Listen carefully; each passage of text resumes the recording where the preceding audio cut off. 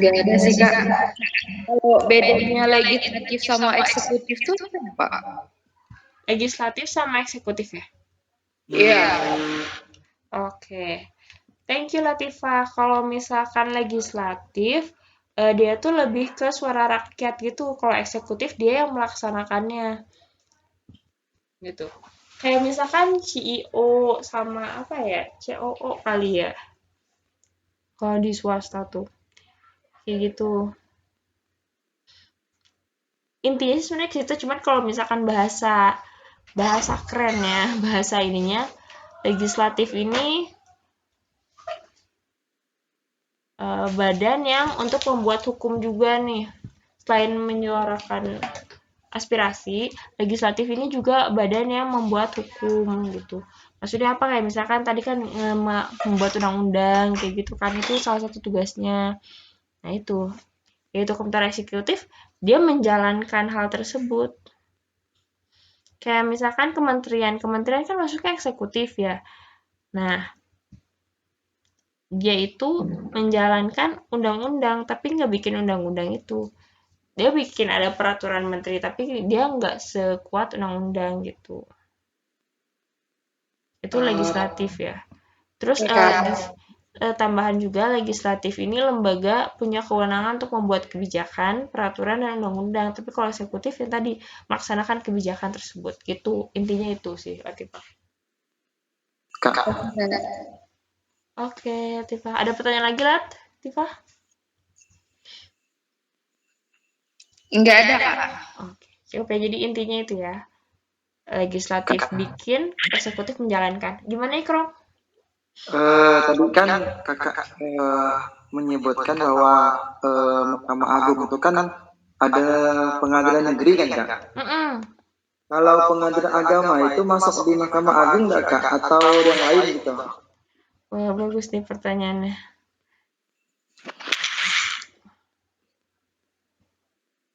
Pengadilan agama ya? Kan kalau misalnya kan kalau misalnya di pengadilan negeri itu kan untuk yang non Islam kak ya. Kalau yang untuk pengadilan agama itu kan dikhususkan untuk yang Muslim gitu, untuk yang mengurus perkaranya.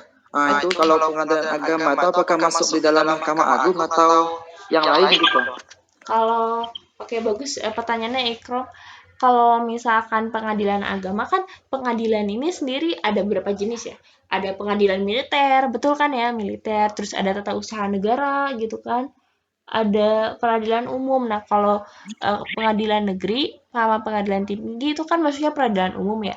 Peradilan umum, peradilan agama, peradilan tata usaha negara, sama peradilan militer, semuanya di bawah Mahkamah Agung. Gitu. Itu ada pasal 24 ayat 2. Bagus. Ada lagi yang mau ditanyakan, Ikram? Cukup jelas?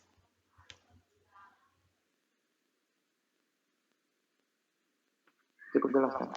Oke, bagus. Thank you, Ikram sama Latifah pertanyaannya. Mungkin dari Lisa ada pertanyaan?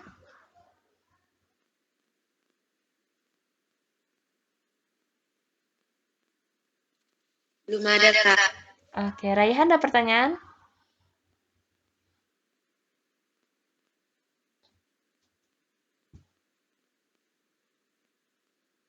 Oke, Raihan lagi kayaknya oke. Kalau nggak ada pertanyaan, kakak yang mau nanya ya. Pelaksanaan penyelenggaraan pemerintahan Indonesia dasarkan kepada kedaulatan rakyat. Pernyataannya menunjukkan bahwa A. Rakyat memiliki kekuasaan dalam negara. B. Rakyat Indonesia memiliki hak membuat undang-undang. C. Penyelenggaraan pemerintahan dilakukan sesuai kesepakatan rakyat. D. Kekuasaan rakyat lebih tinggi daripada peraturan perundang-undangan. E. Rakyat memiliki hak kedaulatan. Akan di sini ada tulisan ya. Pelaksanaan penyelenggaraan pemerintah di Indonesia dasarkan kepada kedaulatan rakyat. Oke, kakak mau tanya nih, menurut Ikrom, jawabannya yang mana nih kalau misalkan pelaksanaan pemerintahan di Indonesia dasarkan kepada kedaulatan rakyat nih?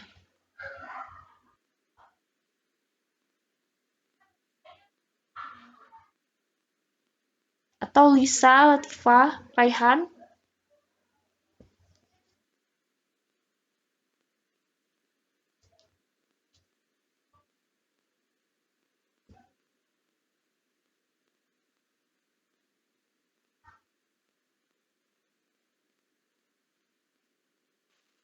Kayaknya sih yang C, Kak. Yang C. Kenapa C?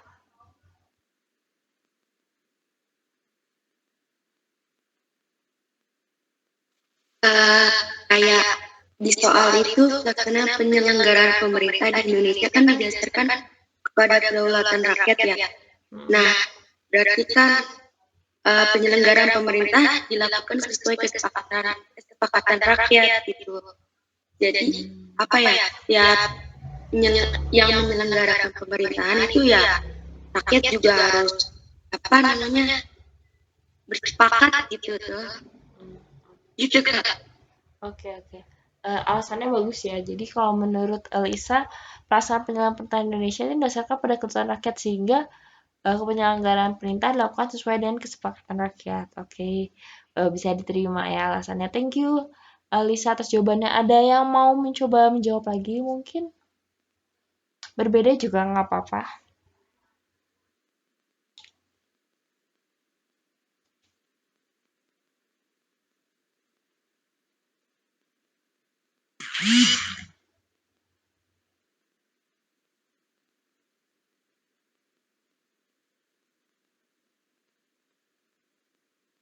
Dari Ikram ya? Nggak tahu sih yang E ya. Yang E kenapa? Yang E lah. Kan kalau misalnya satu yang A tuh nggak masuk. Maksudnya rakyat memiliki kekuasaan dalam negara. Tadi kan yang kekuasaan yang pemerintahan itu kan presiden. Oke. Jadi lebih ke rakyat memiliki hak kedaulatan gitu ya. Mungkin ya. Oke, thank you Ikram. Jawabannya alasannya sih logis ya, karena tadi kata rakyat itu kan punya emang hak kedaulatan, kan kita juga kedaulatan berdasarkan rakyat ya, bahkan ada undang-undang di undang UUD-nya lah. Oke, thank you Ikram. Ada lagi Latifah atau Raihan?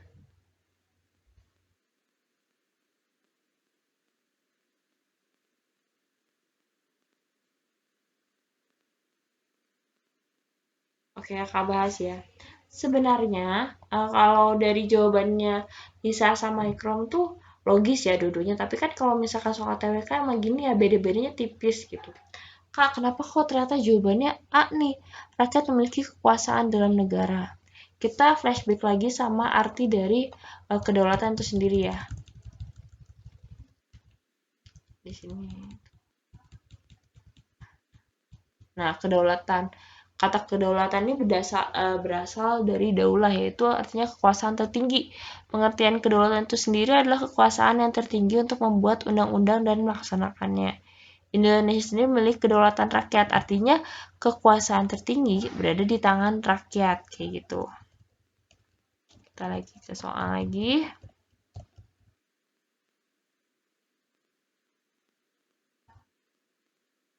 Nah, sehingga dapat disimpulkan kalau rakyat ini memiliki kekuasaan dalam negara.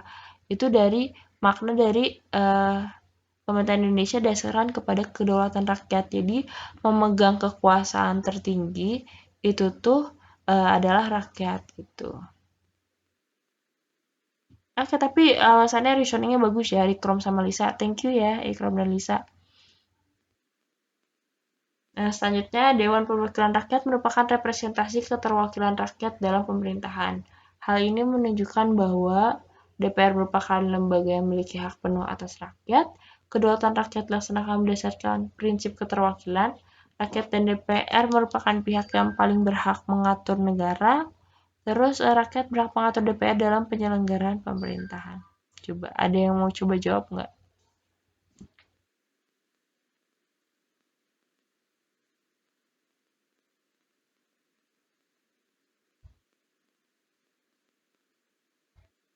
Susah ya ini ya, DPR merupakan representasi keterwakilan rakyat dalam pemerintahan. Akan bahas ya. Hal ini menunjukkan